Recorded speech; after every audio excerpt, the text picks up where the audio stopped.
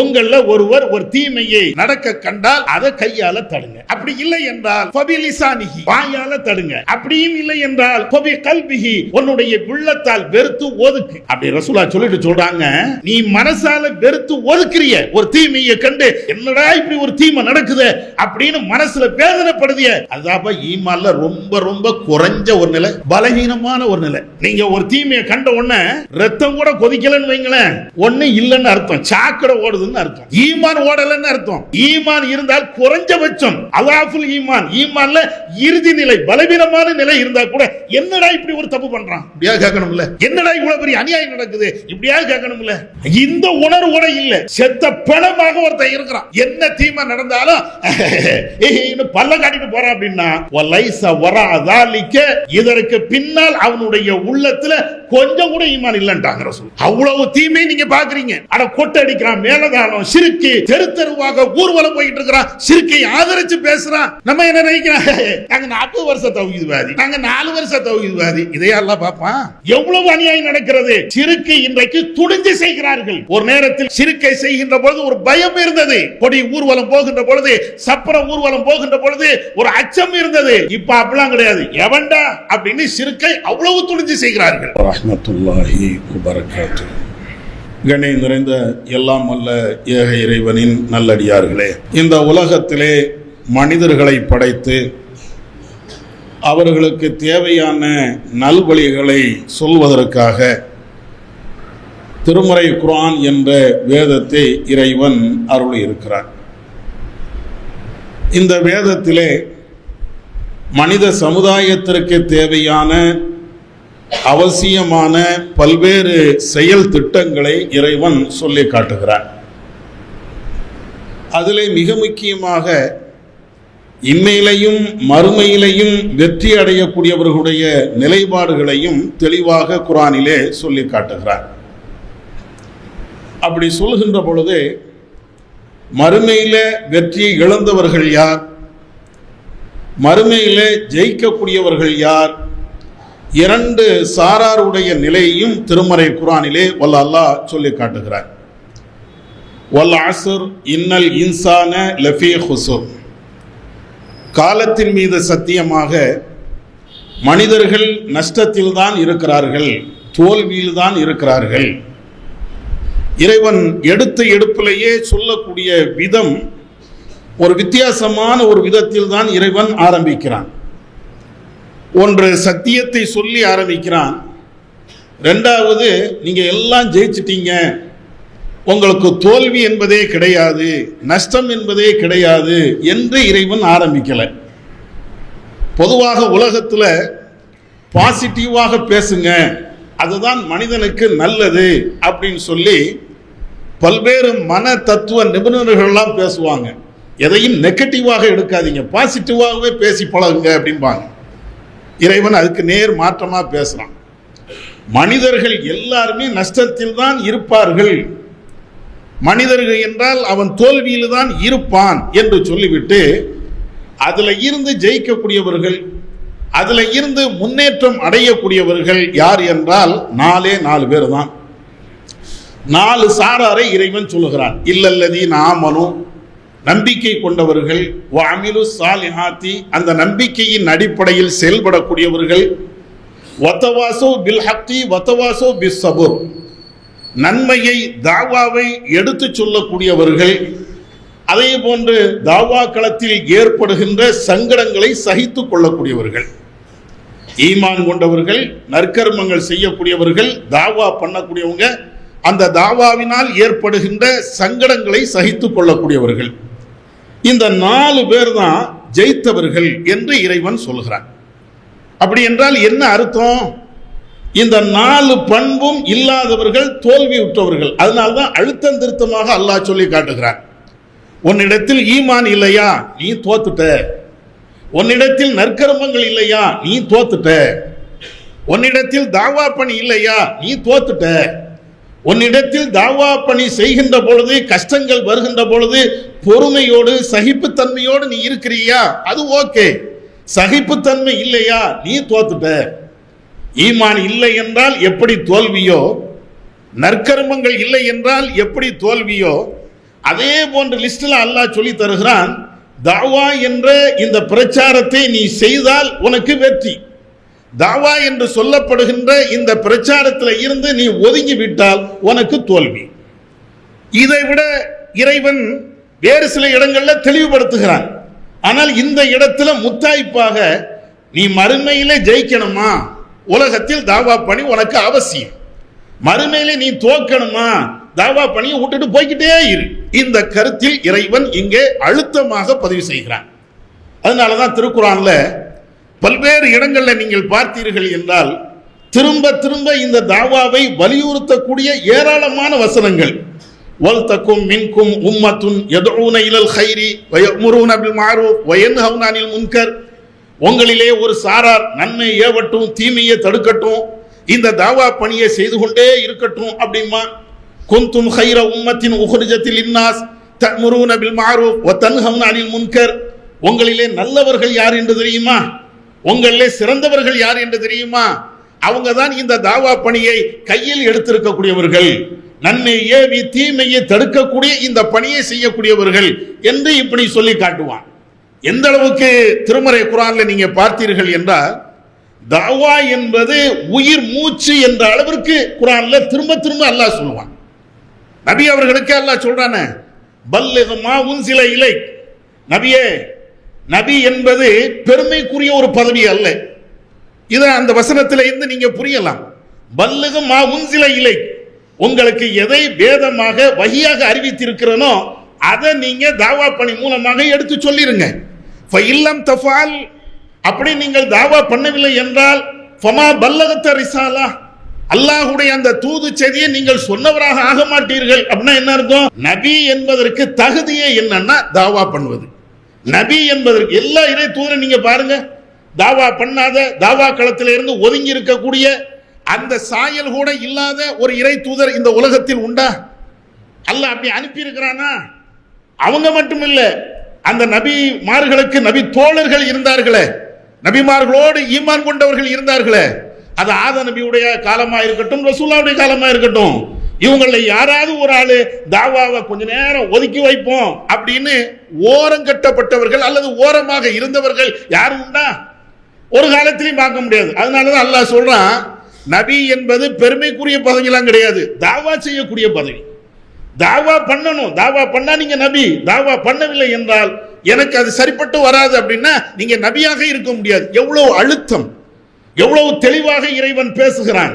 இதே மாதிரிதான் நமக்கும் பல்வேறு இடங்கள்ல நபி அவர்களும் சொல்லுகிறார்கள், இறைவனும் சொல்லி தருகிறான், தாவா பண்ணு, தாவா பண்ணினால் நீ ஜெயிப்ப, தாவா பண்ணவில்லை என்றால் உனக்கு தோல்வி என்று இவ்வளவு அழுத்தமா சொல்வதற்கு அதான் காரணம்.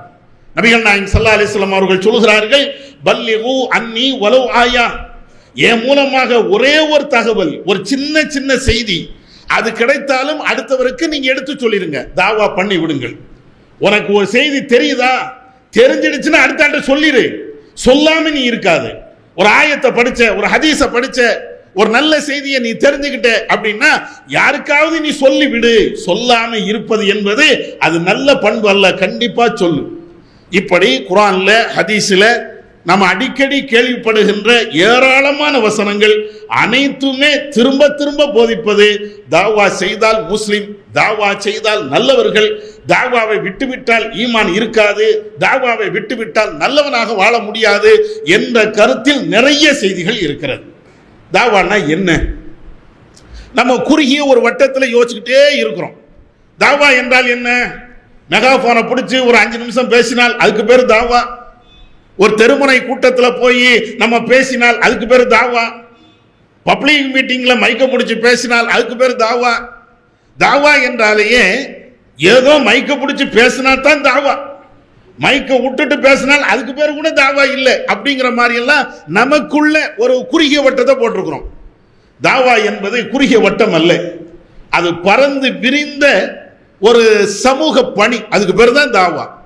ஒரு சின்ன வட்டத்துக்குள்ள பார்த்துடக்கூடாது, பறந்து விரிந்த ஒரு செயல் திட்டம், அதுக்கு பேர் தான் தாவா.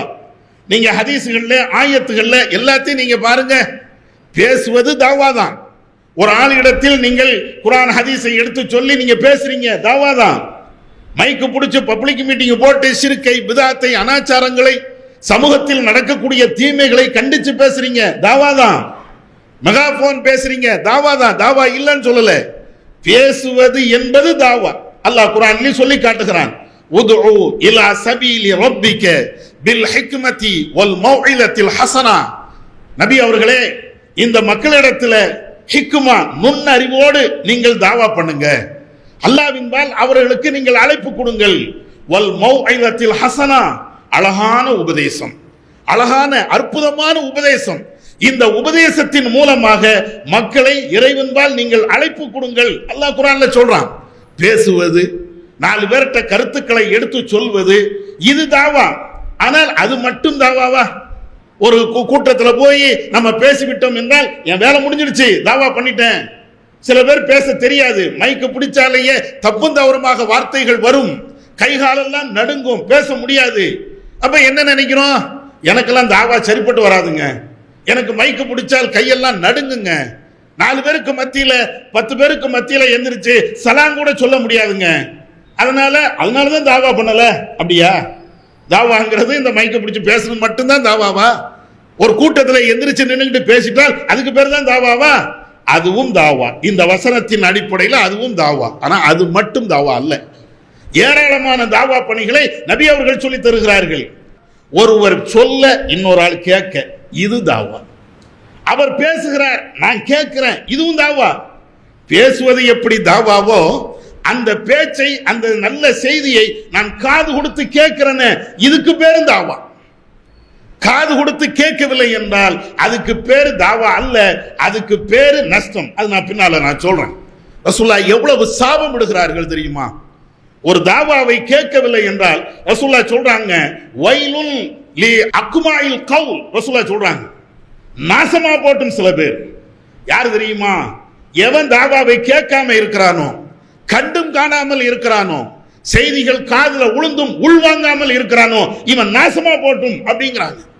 முஸ்னத் அகமதுல இடம்பெறுகின்ற ஒரு செய்தி.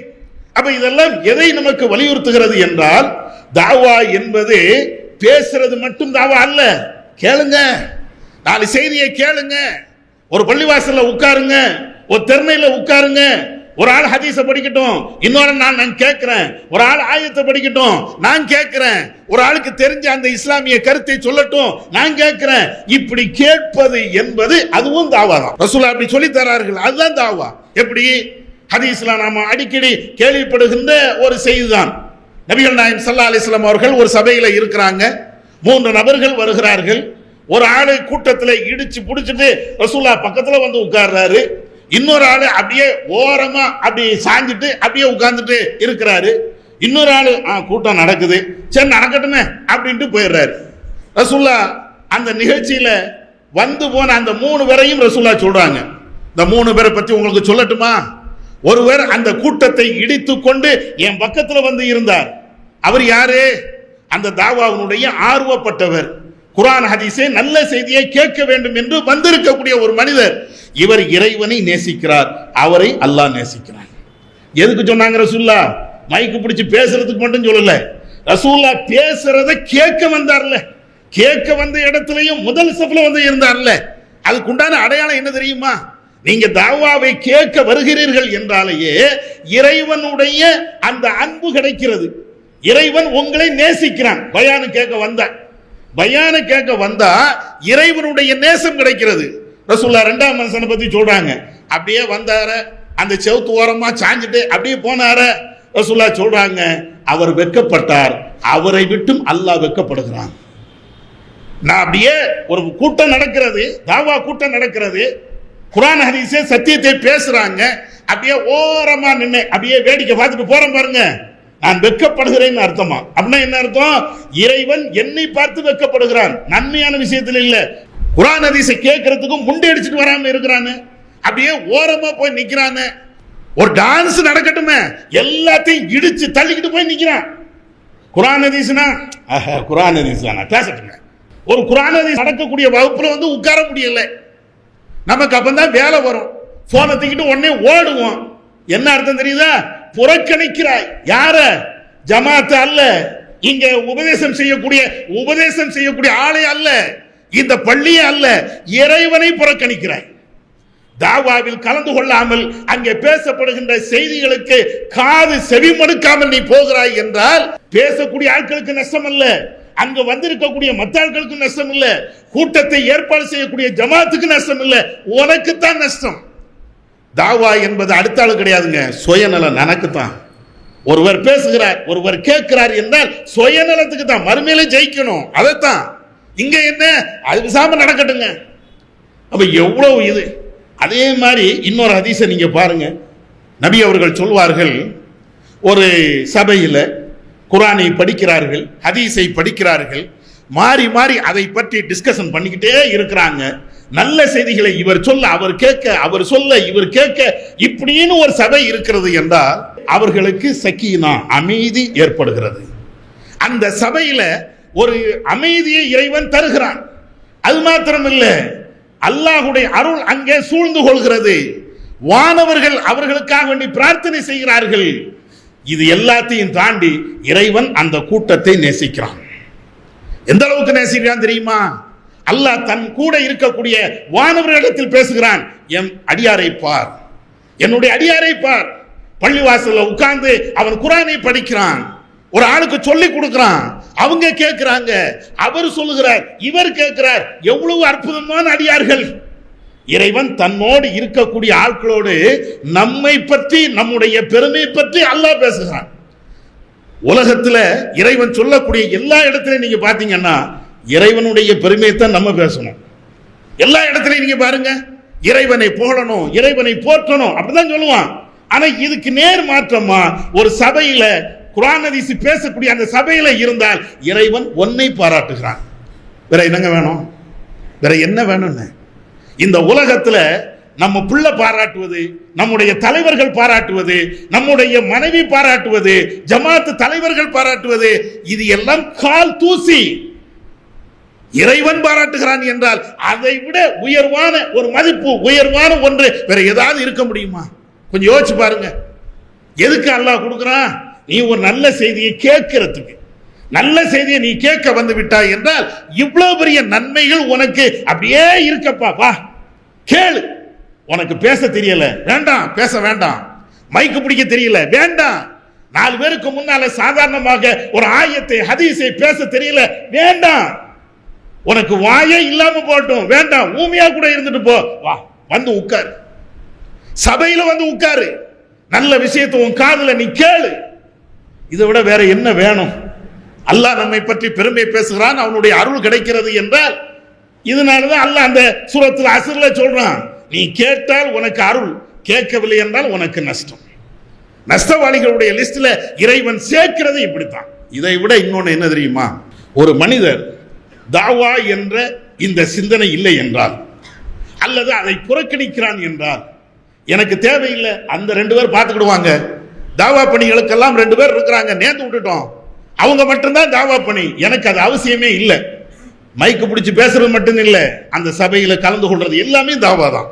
அப்ப இது மாதிரி எந்த பணியை நான் செய்ய மாட்டேன் அப்படின்னு ஒதுங்கினால், அந்த ஒதுங்கக்கூடியவங்க யார் தெரியுமா?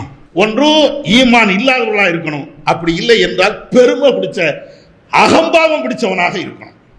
தாவாவை விட்டவர்கள் இந்த 2 சாரார். இது நான் சொல்லல, என் மேல கோபத்துக்கு வந்துடாதீங்க. என்னடா ஒரு பயானுக்கு போகலன்னா திமிர் பிடிச்சவன் பேசுறான். ரசூலுல்லாஹ் சொல்றாங்க 2 செய்தி. ஒன்னு ஈமான் இருக்காது, தாவாவுக்கு வராதவன், தாவாவில் பங்கெடுக்காதவன் ஈமான் இருக்காது.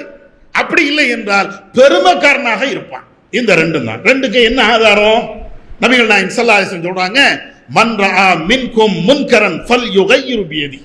உங்கள ஒருவர் ஒரு தீமையை நடக்க கண்டால் அதை கையால தடுங்க. அப்படி இல்லை என்றால் ஃபபிலிசானிஹி, வாயால தடுங்க. அப்படியும் இல்லை என்றால் ஃபபி கல்பிஹி, உன்னுடைய உள்ளத்தால் வெறுத்து ஒதுக்கு. ஒன்னு கையால தடு, அது இப்ப முடியாது, அல்லது நாவால் தடு, பேச முடியும், அதையும் செய். இல்லை எனக்கு பேச்சும் வராதா, அந்த தீமையை விட்டு ஒதுங்கு. இது தீமை அப்படின்னா அது ஒதுங்கு. அப்படி ரசூலுல்லாஹ் சொல்லிட்டு சொல்றாங்க, வதாலிக அலாஃபுல் ஈமான். கையால தடுக்கலாம், வாயால தடுக்கலாம், அது ஈமான்ல உயர்ந்த ஒரு நிலை. நீ மனசால வெறுத்து ஒதுக்குறிய ஒரு தீமையை கண்டு, என்னடா இப்படி ஒரு தீமை நடக்குது அப்படின்னு மனசுல வேதனைப்படுதிய, அதுதான் ஈமான்ல ரொம்ப ரொம்ப குறைஞ்ச ஒரு நிலை, பலவீனமான ஒரு நிலை. நீங்க ஒரு தீமையை கண்ட உடனே ரத்தம் கூட கொதிக்கலன்னு வைங்களேன், ஒண்ணு இல்லைன்னு அர்த்தம், சாக்கடை ஓடுதுன்னு அர்த்தம். ஈமான் ஓடலன்னு அர்த்தம்.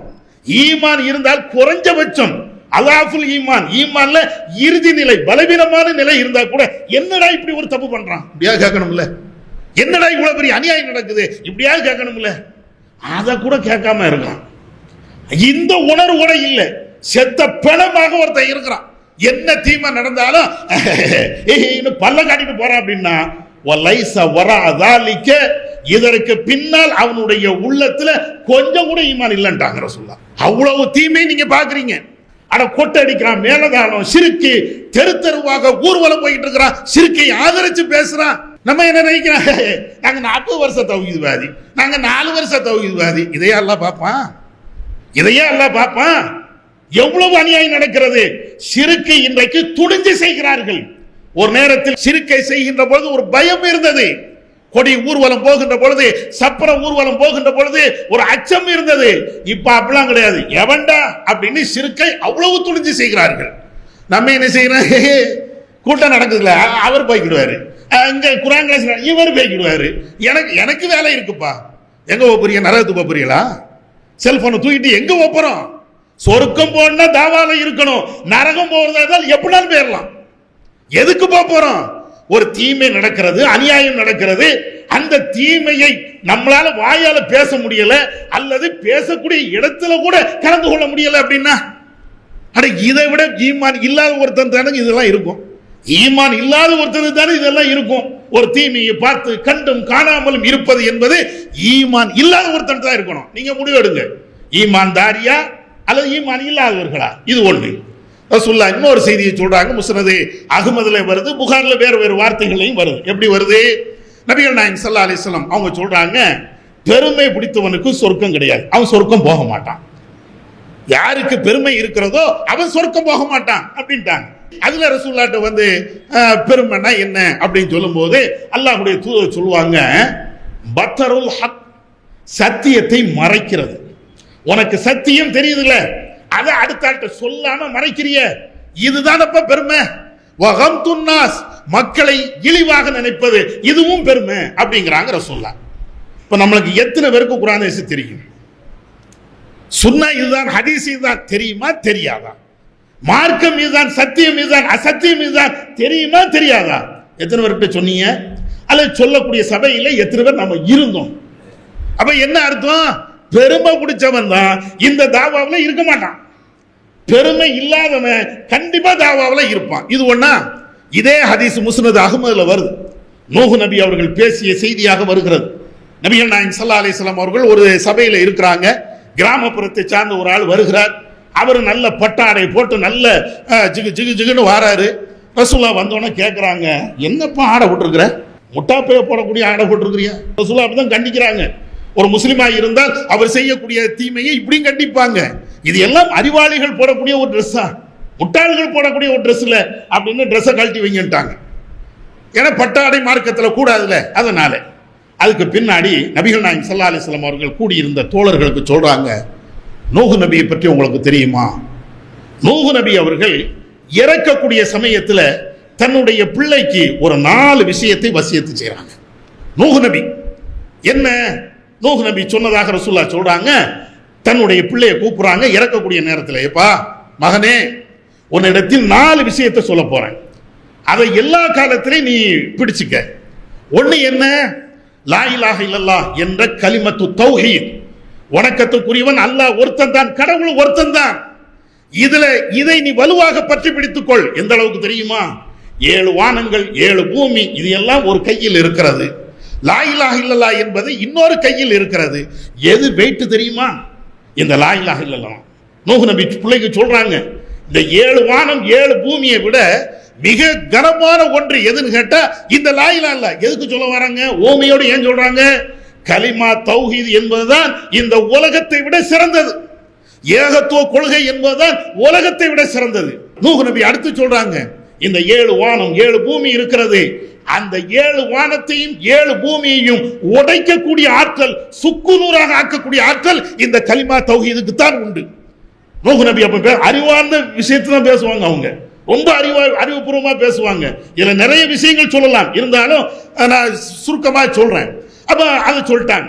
அதுக்கு அடுத்து நூஹ் நபி பிள்ளைக்கு சொல்றாங்க ரெண்டாவது விஷயம் என்ன தெரியுமா? முதல்ல தௌஹீத், ரெண்டாவது விஷயம் என்னன்னா சுப்ஹானல்லாஹி வ பிஹம்திஹி. இதை நீ சொல்லிக்கிட்டே இரு, எப்ப பார்த்தாலும் இது சொல்லணும். ஏன் தெரியுமா? ஃபஇன்னஹா ஸலாத்து குல்ல ஷைஇன், இந்த உலகத்தில் இருக்கக்கூடிய எல்லாத்துக்கும் அதாவ தொழுகை. ஆடு மாடு தொழணுமா சுப்ஹானல்லாஹி வ பிஹம்திஹி சொல்லும், அதுதான் அதுக்குண்டான தொழுகை. ஒரு காக்கா தொழணுமா சுப்ஹானல்லாஹி வ பிஹம்திஹி அது சொல்லும், அதுதான் அதுக்குண்டான தொழுகை. ஒரு குருவி தொழணுமா சுப்ஹானல்லாஹி வ பிஹம்திஹி சொல்லும், அதுதான் அதுக்குண்டான தொழுகை. இப்படி அல்லாஹ்வால் படைக்கப்பட்ட அனைத்து உயிரினங்களும் அது தொழுவும். எப்படி தொழுவும்? சுப்ஹானல்லாஹி வ பிஹம்திஹி சொல்லும். நீனும் அது வார்த்தையை சொல்லு. இதன் மூலமாக அல்லாஹ் இந்த படைப்பினங்களுக்கு ரிஸ்கை தருவார் அப்படின்னு சொல்லிட்டு ரெண்டு விஷயத்தை, இந்த ரெண்டை நீ கடைபிடி. இன்னும் ரெண்டு விஷயம் இருக்குது, அதுல இருந்து விலகிக்க. ஒன்னும் அஷ்ஷிருக்கு, இன்னொன்னு கிப்ர், பெருமை. ஷிருக்கும் வைக்காத, பெருமையும் ஒன்றை இருக்காது. யார் சொன்னது? நூஹ் நபி தான் பிள்ளைக்கு சொல்றாங்க, மரண தருவாயில ஷிருக்கும் வச்சிடாத, ரெண்டாவது உன்னிடத்தில் அந்த கிப்ரும் இருக்கக்கூடாது. இதை ரசூலுல்லாஹ் சொல்லிக்கிட்டே இருக்கும்போது ஒரு சஹாபி எந்திரிச்சு கேட்கிறாரு, அல்லாஹ்வின் தூதரே, ஷிருக்குனா என்னன்னு எங்களுக்கு தெரியும், கிப்ருனா என்ன, பெருமைனா என்ன அப்படின்னு கேட்ட உடனே ரசூலுல்லாஹ் அப்படியே இருக்கிறாங்க. உடனே அவரே கேட்கிறாரு, அல்லாஹ்வின் தூதரே, நான் நல்ல செருப்பு போடுறேன், அது பெருமையா? இல்லப்பா அது பெருமை இல்லை. நான் நல்ல ட்ரெஸ் போடுவேன், அது பெருமையா? இல்லப்பா அது பெருமை இல்லை. நான் நல்ல வாகனம் வைத்திருக்கிறேன், அதிலே நான் போகிறேன், இது பெருமையா? இல்லப்பா அது பெருமை இல்லை. அப்போ கிப்ருனா என்ன யார சொல்லலாம்? கிப்ருனா என்ன, பெருமைனா என்ன? ரசூலுல்லாஹ் சொல்றாங்க, சஃபஹுல் ஹக். அந்த வார்த்தையை நீங்க படிச்சீங்கன்னா கண்ணில இருந்து கண்ணீர் வரும். சஃபஹுல் ஹக், சத்தியத்தை முட்டாள்தனமாக நினைக்கிறது, பொடுபோக்காக நினைக்கிறது, அசால்ட்டா நினைக்கிறது. ஒரு கூட்டம் போட்டிருக்கிறோம், சத்தியத்தை பேசுறாங்க அப்படின்னா அப்படின்னு போறோமே, இதாண்டா பெருமை, இதுதான் பெருமைங்கிறாங்க ரசூலுல்லாஹ். சஃபஹுல் ஹக், சத்தியத்தை முட்டாள்தனமா நீ நினைக்கிறியா? சத்தியத்தை சத்தியம் என்று நீ நினைக்கலையா? உன்கிட்ட பெருமை இருக்கிறது. வகம்துன் நாஸ் வகம்சுன் நாஸ். ரசூலுல்லாஹ் அடுத்து ரெண்டாவது சொல்றாங்க, மக்களை இழிவாக கருதுதல். ஒரு ஹதீஸ்ல பத்தருல் ஹக்னு வருது, சத்தியத்தை மறைக்குதல் வருது. இந்த ஹதீஸ்ல சஃபஹுல் ஹக், சத்தியத்தை ஏளனமாக நினைக்கிறது. அதெல்லாம் என்னத்தை, இந்த தன்மை நம்மள்ட்ட இருக்கா இல்லையா? கொஞ்சம் மனசோடு நீங்க சிந்திச்சு பாருங்க. தௌஹீத்வாதின்னு சொல்றோம்னா, ஒரு குர்ஆன் கிளாஸ் நடத்தினா ஒவ்வொரு வக்துக்கும் அறிவிப்பாங்க, இன்னைக்கு குர்ஆன் கிளாஸ் இருக்குது, சகோதரர்களை கலந்து கொள்ளுங்கள், என்னமோ சொன்ன மாதிரி நம்ம போயிட்டே இருக்கோம். ஒவ்வொரு வக்திலையும் இன்னைக்கு பெண்கள் பயான் இருக்கிறது, ஆண்கள் பயான் இருக்கிறது அப்படின்னு சொன்னாச்சுன்னா, எவனுக்கும் ஏதோ வானவர்களுக்கு மற்றவங்களுக்கு அவர் சொல்லிட்டு இருக்கிறாரு அந்த இமாமு, அவருக்கு நேரம் போகல. நம்ம என்ன, நம்ம எல்லாம் பிஸி மேன். விளங்கிக்கிடுங்க, மௌத்து வந்துருச்சுன்னு வைங்க, ஒரு செகண்ட் எல்லாம் முந்த மாட்டோம், பிந்த விட மாட்டோம். குர்ஆன் ஹதீஸ் சொல்ல போறாங்க, நான் கேட்டுட்டு வந்துடுறேன், அல்லாஹ் விட்டுருவானா? அல்ல. நம்மள்ட்ட பெருமை இருக்குதுங்க, பெருமை இருக்கிறது. இதை தவிர வேற எதுவுமே கிடையாது. தாவாவை விட்டு விட்டோம் என்றால், தாவாவை கலந்து கொள்ளவில்லை என்றால், ஒரு குர்ஆன் ஹதீஸ் வகுப்புல கூட நம்ம பங்கு பெறவில்லை என்றால், நம்ம இடத்துல ஈமான் குறைவு அல்லது பெருமை இருக்கிறது. இதை தாண்டி வேற எதுவுமே இல்லை. இதை ரெண்டையும் ஒழிக்கணும் அப்படின்னு சொன்னா தாவா பண்ணுங்க. இன்னொன்னே நான் சொல்லிக்கிறேன், நீங்க தாவா செய்யறது தௌஹீத் ஜமாத்துக்கு நினைச்சு செஞ்சீங்கன்னா தோத்துருவீங்க. உங்களுக்காண்டி செய்யுங்க, உங்களுடைய மறுமைக்காண்டி செய்யுங்க. மறுமையில நான் ஜெயிக்கணும் அப்படின்ட்டு நீங்க வாங்க. எந்த மனுஷனத்துக்கும் எந்த ஏக்கத்திற்கும் எவனுக்காண்டி நீங்க செய்யாதீங்க. சத்தியத்தை நான் சொல்லுவேன், அதுல நின்னுங்க. சத்தியம் பேச்சு நடக்கிறது என்றால் அதுல போய் நான் கலந்து கொள்வேன். அல்லாஹ் எனக்கு வெற்றியை தரணும், அதுதான் நோக்கம். தனி மனுஷனுக்கு பின்னால அப்படின்னா என்ன வரும் தெரியுமா? அவர் என்ன கூப்பிடல, இவர் என்ன கூப்பிடல, அவர் கூப்பிட்டு நான் வந்திருப்பேன், இவர் என்ன ஓரம் கட்டிக்கிட்டாரு. இதெல்லாம் நம்மை நாமே ஏமாத்துகின்ற ஒரு வார்த்தை. நான் பிகாம் படிச்சிருக்கிறேன், வேலைதான். நான் எம்காம் படிச்சிருக்கிறேன், வேலைதான். நான் இன்ஜினியரிங் படிச்சிருக்கிறேன், வேலைதான். என்ன செய்றீங்க? உங்களை தேடி வருகிறதா, வேலையை தேடி நீங்க போறீங்களா? அற்பமான உலகத்திற்கு ஒவ்வொரு வேலையும் தேடி நம்ம ஓடுகிறோம். ஆனா மறுமைக்கு நாம அவர் கூப்பிடணும். ஏன் கூப்பிடணும்னு? ஏன் அவர் கூப்பிடணும்னு? இவர் இருந்தால் தாவா பண்ணுவார், அவர் இருந்தால் தாவா பண்ண மாட்டேன். இதெல்லாம் என்ன வார்த்தை? பெருமைக்குரிய வார்த்தை இல்லையா? இது திமிர்த்தனமான ஒரு வார்த்தை இல்லையா? இதனாலதான் அந்த ஹதீஸ்ல அப்படி பேசுகிறது. பெருமை உள்ளவன் தான் தாவா பண்ண மாட்டான். சத்தியத்தை மறைக்கிறது எல்லாம் பெருமை உள்ளவன் தான். நமக்காண்டி தாவா பண்றோம். அல்லாஹ் எனக்கு கூலிய தரணும். இந்த இஹ்லாஸை தவிர வேற எது இருந்தாலும் நம்மளை அழிச்சிடும். அதனால தௌஹீதுல இருந்தால் மட்டும் பத்தாது சகோதரர்களே, இந்த தாவா களத்துல வீரியமாக செயல்படுவோம். எவர்களெல்லாம் இந்த அசத்தியத்துக்கு வீரியமாக இப்போ தலை தூக்குறார்களோ அதை மண்ணக்கவ செய்வோம். அது வேணும், அந்த தாவா வேணும். உரத்தோடு உயிரோட்டமான தாவாவை பண்ண வேண்டும். தாவாங்கிறது உன்னுடைய சொத்து, உன்னுடைய மறுமை வாழ்க்கைக்கு உண்டான அடித்தளம். அது நீ தான் நின்று செய்யணும். அவன் கூப்பிடணும், இவன் கூப்பிடணும், எவன் கூப்பிட்டா என்ன, கூப்பிடாம இருந்தா என்ன? நான் சொர்க்கம் போறதுக்கு நான் உழைக்கணுமா, என் தகப்பனார் உழைக்கணுமா? நான் சொர்க்கம் போறதுக்கு நான் உழைக்கணுமா, என் நண்பர் உழைக்கணுமா? என் வீட்டில் சாப்பிடுவதற்கு நான் தான் உழைக்கணும். நான் சொர்க்கம் போறதுக்கு நான் தான் உழைக்கணும். அதுதான் வேணும். அதுல நம்ம இருப்போம். தாவா என்பது நம்முடைய ஈமானை வலுப்படுத்தும், நமக்கு சொர்க்கத்தினுடைய பாதையை லேசாக தரும். வல்லல்லாஹ் நம்ம கேட்ட நடிப்பில் செயல்பட அவன் அருள் செய்வானாக. வாஹிர் தவானா அல்ஹம்துலில்லாஹி ரப்பில் ஆலமீன்.